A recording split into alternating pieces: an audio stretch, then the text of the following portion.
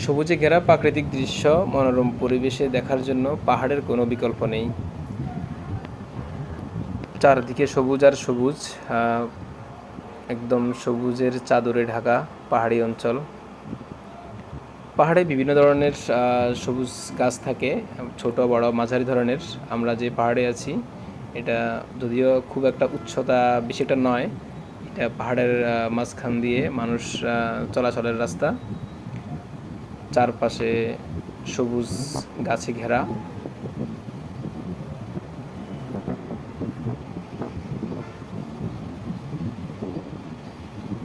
পাহাড়ের উপরে বসার একটা সুন্দর জায়গা আছে, কিন্তু দেখানোর উপযুক্ত নয়, তাই স্কিপ করলাম। এই যে সামনে পাহাড়ের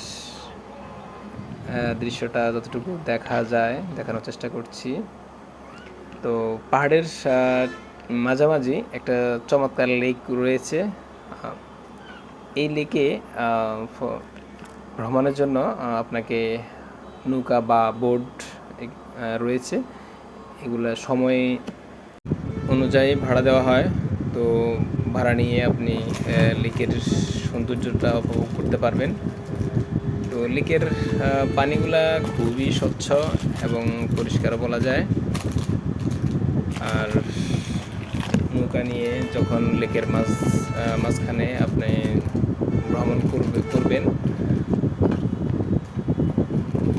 লেকের দুপাশে খুব পাহাড়ি অপরূপ সৌন্দর্য আপনাকে আকৃষ্ট করবে। দুপাশে সবুজ বনাঞ্চলে ঘেরা অপরূপ পাহাড়ি সৌন্দর্য। এখানে ভ্রমণে আসলে আপনি যদি লেকটা ঘুরে না দেখেন তাহলে প্রকৃতির সৌন্দর্যটা আপনি উপভোগ করতে পারবেন না। চারপাশের যে অপরূপ সৌন্দর্য সেইটা দেখা থেকে আপনি বঞ্চিত হবেন।